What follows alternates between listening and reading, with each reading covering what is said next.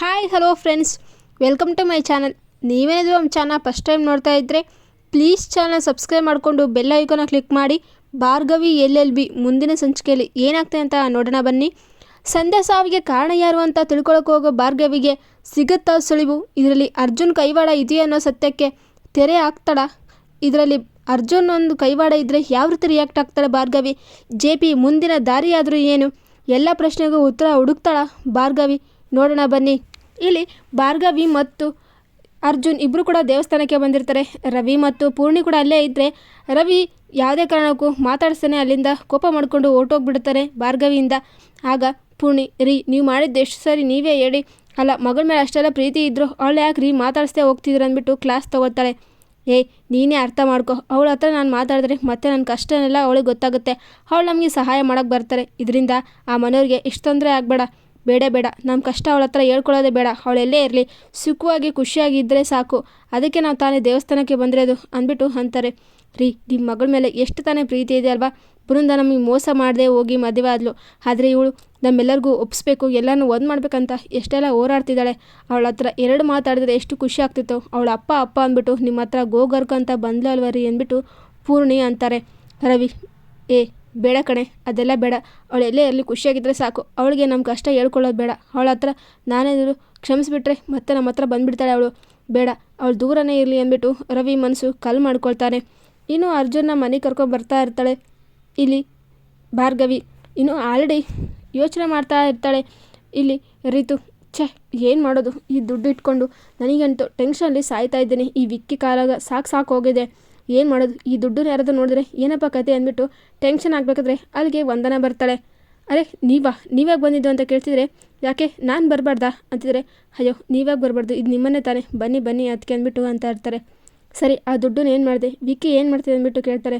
ಅದನ್ನು ಯಾಕೆ ಕೇಳ್ತೀರಾ, ಈ ದುಡ್ಡನ್ನು ಅವ್ರು ಕೊಡಬೇಕು, ನಾನೇ ಇಟ್ಕೋಬೇಕು, ಒಂದು ಅರ್ಥನ ಆಗ್ತಿಲ್ಲ, ಸಾಕಾಗಿದೆ, ಇದೇನಾದರೂ ಬೇರೆಯವ್ರು ನೋಡಿಬಿಟ್ರೆ ಇಷ್ಟೆಲ್ಲ ಪ್ರಶ್ನೆ ಕೇಳ್ತಾರೆ, ಉತ್ತರ ಕೊಡೋದು ಯಾರು ಅಂದ್ಬಿಟ್ಟು ಅಂತ ಇರ್ತಾಳೆ ರಿತು ಬೈದಲ್ಲಿ. ಆಗ ವಂದನ, ನೀನು ಯಾಕೆ ಟೆನ್ಷನ್ ತೊಗೊಳ್ತೀಯ, ನಾನು ಎಲ್ಲದೂ ಕೂಡ ಪ್ರಾಬ್ಲಮ್ ಸಾಲ್ವ್ ಮಾಡ್ತೀನಿ, ನೋಡ್ತಾ ಇರು ಏನು ಮಾಡ್ತೀನಿ ಅಂದ್ಬಿಟ್ಟು ಟೆನ್ಷನ್ ತಗೋಬೇಡಂದ್ಬಿಟ್ಟು ಅಂತಾರೆ.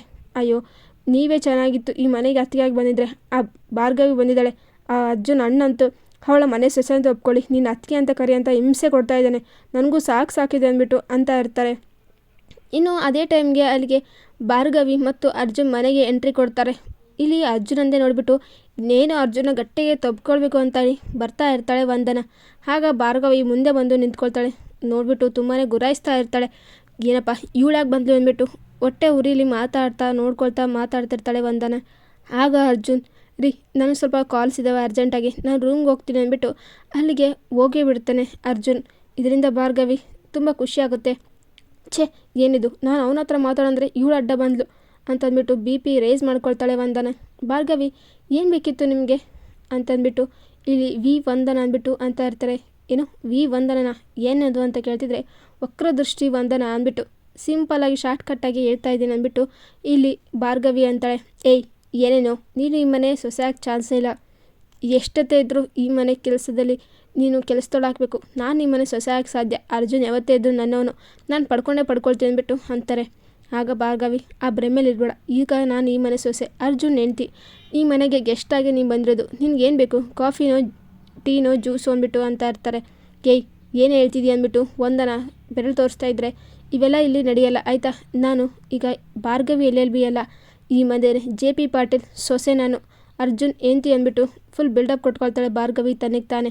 ಸರಿ ಬಿಡು, ನಿನ್ನ ಮುಖಕ್ಕೆ ಕಾಫಿನೇ ಹೆಚ್ಚು, ಹೋಗಿ ಕಾಫಿ ಮಾಡ್ಕೊಂಬರ್ತೀನಿ ಅಂದ್ಬಿಟ್ಟು ಭಾರ್ಗವಿ ಅಲ್ಲಿಂದ ಹೊರಡ್ತಾಳೆ.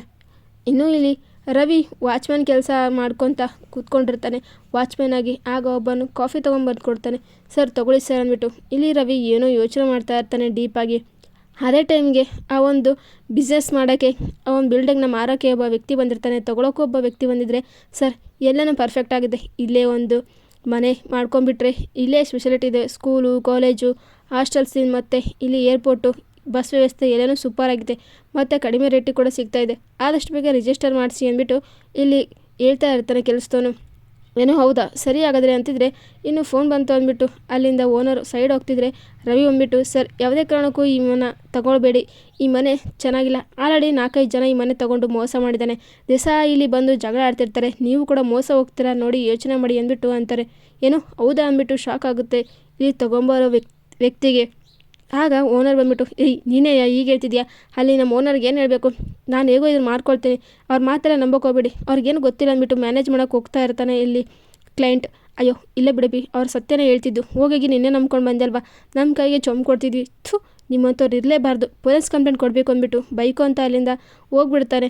ಆಗ ರವಿ ಮಕ್ಕಕ್ಕೆ ಟೀ ಚೆಲ್ಬಿಟ್ಟು ಏನಯ್ಯ ನಿನ್ನ ಕೆಲಸ ಎಷ್ಟಿದೆ ನೀನು ನೋಡ್ಕೊ, ಬಂದ್ಬಿಟ್ಟ ಇಲ್ಲಿ ನಾನೇನಂತ ಉತ್ತರ ಕೊಡಬೇಕು, ನಾನು ಹೇಗೂ ಮಾಡಿ ದುಡ್ಡು ಮಾಡ್ಕೊಳ್ತೀನಿ, ನಿನಗೆ ಕೆಲಸ ಕೊಡೋದು ದುಡ್ಡು ಕೊಡೋದೆಲ್ಲ ನೀನು ಬಂದು ಕೆಲಸನೆಲ್ಲ ಆನ್ ಮಾಡ್ತಾಯಿದ್ಯಾ, ನಿನ್ನ ಮುಖಕ್ಕೆ ಎಷ್ಟು ಅಂತಂದ್ಬಿಟ್ಟು ರವಿಗೆ ಅವಮಾನ ಮಾಡ್ತಿದ್ರೆ ಇದರಿಂದ ಬೇಜಾರಾಗುತ್ತೆ ರವಿಗೆ. ಮುಖಕ್ಕೆಲ್ಲ ಟೀ ಚೆಲ್ಕೊಂಡು ಒರೆಸ್ಕೊಳ್ತಾ ಇರ್ತಾನೆ ರವಿ. ಇನ್ನು ಇಲ್ಲಿ ಅರ್ಜುನ್ ಅಣ್ಣಗೆ ಪೆಟ್ಟಾಗಿರುತ್ತೆ, ಅದರಿಂದಾಗಿ ಭಾರ್ಗವಿ ಆಯಿಂಟ್ಮೆಂಟ್ ಎಲ್ಲ ಹಚ್ಚೋಕೆ ಹೋಗ್ತಾ ಇರ್ತಾಳೆ. ಅಮ್ಮ ನೋವಾಗ್ತಿದೆ ಅಂದ್ಬಿಟ್ಟು ಅಂತಿದ್ರೆ ಅಯ್ಯೋ ಸಾರಿ, ಸ್ವಲ್ಪ ಡೆಟಲ್ ಹಾಕಿ ಕ್ಲೀನ್ ಮಾಡ್ತಾಯಿದ್ನಲ್ವ ಅದಕ್ಕೆ ನೋಯ್ತಿದೆ, ಹಾಸ್ಪಿಟ್ಲಿಗೆ ಹೋಗೋಣ ಅಂದ್ಬಿಟ್ಟು ಭಾರ್ಗವಿ ಅಂತಾಳೆ. ಸಣ್ಣಕ್ಕೆಲ್ಲ ಯಾಕ್ರಿ, ಇದು ಆದಷ್ಟು ಬೇಗ ವಾಸಿ ಆಗುತ್ತೆ ಅಂದ್ಬಿಟ್ಟು ಇಲ್ಲಿ ಅರ್ಜುನ್ ಅಂತಾರೆ. ಅದೇನೇ ಆಗಲಿ ಪಾಪ ನೀವು ತುಂಬಾ ನೋವು ಆಗ್ತಿದೆ ಅನಿಸುತ್ತೆ, ಹೋಗಿ ಡಾಕ್ಟರ್ ಹತ್ರ ಹೋಗಿ ಟ್ರೀಟ್ಮೆಂಟ್ ತೊಗೊಳ್ಳೋದು ಬೆಸ್ಟು ಅಂದ್ಬಿಟ್ಟು ಭಾರ್ಗವಿ ಅಂತಾಳೆ. ಅಯ್ಯೋ ಆ ರೀತಿ ಏನಿಲ್ಲ ಅಂದ್ಬಿಟ್ಟು ಭಾರ್ಗವಿಗೆ ಹತ್ರ ತುಂಬ ಕ್ಲೋಸ್ ಆಗಿ ಮಾತಾಡ್ತಾ ಇರ್ತಾರೆ ಅರ್ಜುನ್. ಆಗ ವಂದನ ಅದನ್ನೆಲ್ಲ ನೋಡಿಕೊಂಡು ಹೊಟ್ಟೆ ಉರಿತಾ ಇರುತ್ತೆ. ಈ ಅರ್ಜುನ್ ಏನು ಅವಳ ಹತ್ರ ಒಳ್ಳೆ ರೊಮ್ಯಾಂಟಿಕ್ ಆಗಿ ಮಾತಾಡ್ತಾ ಇದ್ದಾನೆ, ನಾನು ಆ ಜಾಗದಲ್ಲಿ ಇರಬೇಕಾಗಿತ್ತು, ಆದರೆ ಅವಳು ನನ್ನ ಜಾಗನ ಕಿತ್ಕೊಂಡಿದ್ದಾಳೆ, ಇಲ್ಲ ಯಾವುದೇ ಕಾರಣಕ್ಕೂ ಇದು ನನ್ನ ಕೈಲಿ ನೋಡೋಕ್ಕಾಗಲ್ಲ, ನಾನು ಮೊದಲು ಹೋಗಬೇಕು ಅಂದ್ಬಿಟ್ಟು ಇನ್ನೇನು ಅರ್ಜುನ್ ರೂಮ್ಗೆ ಬರ್ತಾ ಇರ್ತಾಳೆ ವಂದನ. ಸಡನ್ನಾಗಿ ಬೃಂದ ಬಂದ್ಬಿಟ್ಟು ವಂದನ ಕರ್ಕೊಂಡು ರೂಮ್ಗೆ ಹೇಳ್ಕೊಂಬರ್ತಾಳೆ. ನೀವು ಏನು ಮಾಡೋಕೆ ಕೊಟ್ಟಿದ್ದೀರಾ ಬಿಡಿ, ನನ್ನ ಇವತ್ತು ಆ ಬಾರ್ಗಿನ ಹುಟ್ಟಾಡಿಸ್ತೀನಿ ಅಂದ್ಬಿಟ್ಟು ಅಂತ ಇರ್ತಾಳೆ. ನಿನಗೇನಾದರೂ ತಲೆ ಕೆಟ್ಟಿದ್ಯಾ, ಅಲ್ಲ ಏನು ಮಾಡೋಕೆ ಕೊಟ್ಟಿದ್ಯಾ, ಯಾವತ್ತೇ ಇದ್ದರೂ ಈ ಮನೆ ಸೊಸೆ ನೀನೇ, ಆ ಭಾರ್ಗವಿ ಅಲ್ಲ, ಯಾಕೆ ಈ ರೀತಿ ಮಾಡ್ತಾಯಿದ್ದೀನಿ ಅಂದ್ಬಿಟ್ಟು ಅಂತಾರೆ. ಹೌದೌದು ನೀವೇನಂದ್ರಿ, ಆ ಅರ್ಜುನ್ಗೆ ಭಾರ್ಗವಿ ಅಂದರೆ ಇಷ್ಟನೇ ಇಲ್ಲ, ಆ ಭಾರ್ಗವಿಗೆ ಈ ಸಂಧ್ಯೆ ಮೇಲೆ ಕೈವಾಡ ಇದೆ, ಭಾರ್ಗವಿ ಮೇಲೆ ಕೇಸಲ್ಲಿ ಅರ್ಜುನ್ ಮೇಲೆ ಅಂತಂದರೆ ಅವಳು ಕೋಪ ಮಾಡ್ಕೊಂಡು ಈ ಮನೆ ಬಿಟ್ಟು ಹೋಗ್ತಾಳೆ ಅಂತಂದೆ.